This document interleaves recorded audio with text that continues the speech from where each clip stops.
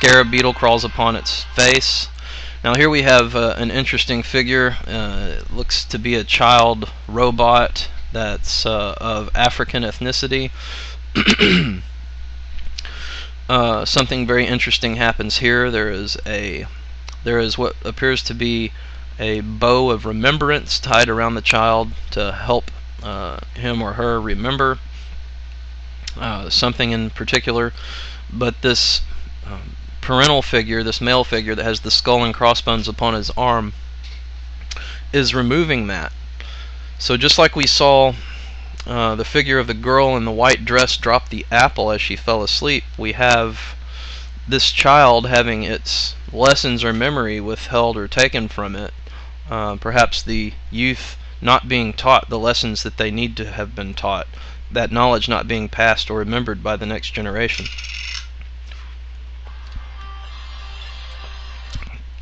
The child's lights flash in its eyes, and it's got an assault rifle, so that could imply race war, perhaps, or maybe just generally continued strife in the third world. We have here another lotus flower. This one is floating upon a river of scum, and as I said before, the lotus flower represents the rebirth of the sun, or in a sense a new world order, or a world order or governmental system. A lotus flower floating on a river of scum would represent a system being done away with. Okay, so let's continue on. And here we have the system being done away with, communism. Albert Pike's letter specifically stated that communism and Christianity would be done away with simultaneously, and that also the same is implied for Islam. So we see all three of those now represented as being persecuted or being just being washed away with the chaos.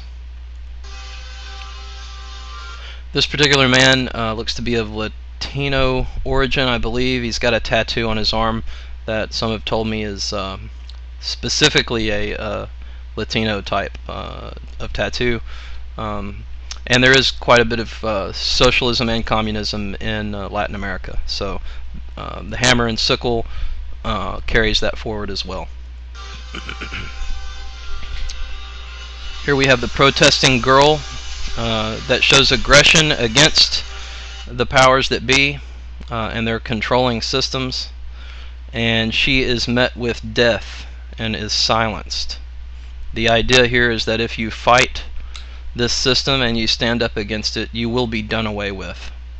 She is standing against the destruction of the planet through radiological means here, with her symbol on her face, and she acts according to what is in her heart, with the heart that's on her left cheek.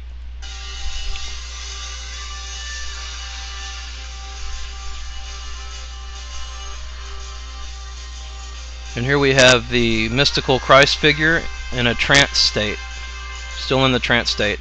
And here you can very clearly see the capstone without the eye in it, as I had said earlier.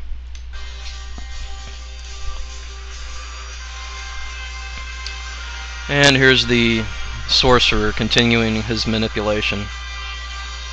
Okay, this is interesting here.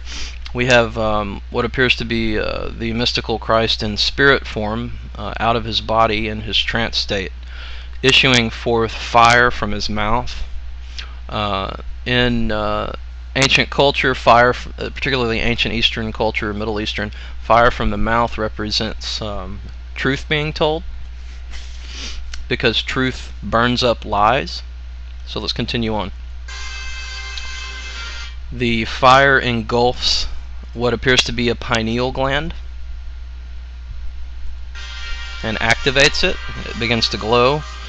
The Christ figure proceeds on the boat, and you can clearly see his head and his entire body illumined, but his head in particular directly in front of the pineal gland.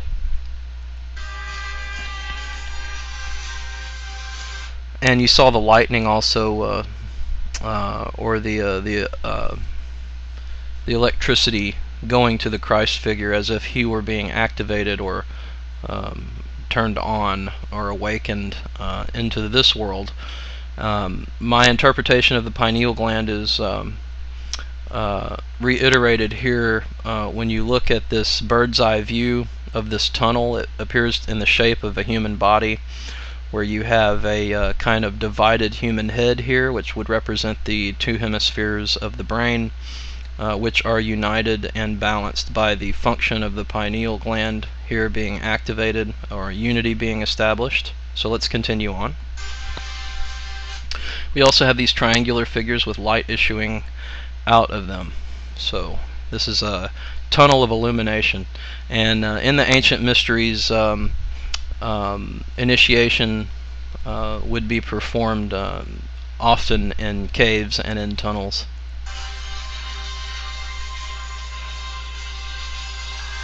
And here we have what appears to be, I would say that this is Shiva, but Shiva is typically a male figure, and the male figures don't have the dots on their forehead. So this might be Kali, actually. But see, she actually that figure actually dances, which leads me again to think that it's Shiva, because Shiva, in one of his earthly forms, is the Lord of the dance. So let's go on. Here we have the fish jumping into the boat, the Piscean fish, coming after what they perceive to be their Messiah or their Savior, who closes his eyes to them. They jump out of the water where they can live into the air in the boat where they will die. They are seeking a Messiah or a Savior, but this mystical Christ is not a leader. He is not one to be followed or who seeks to be a leader. So these fish come after him in their fashion in vain.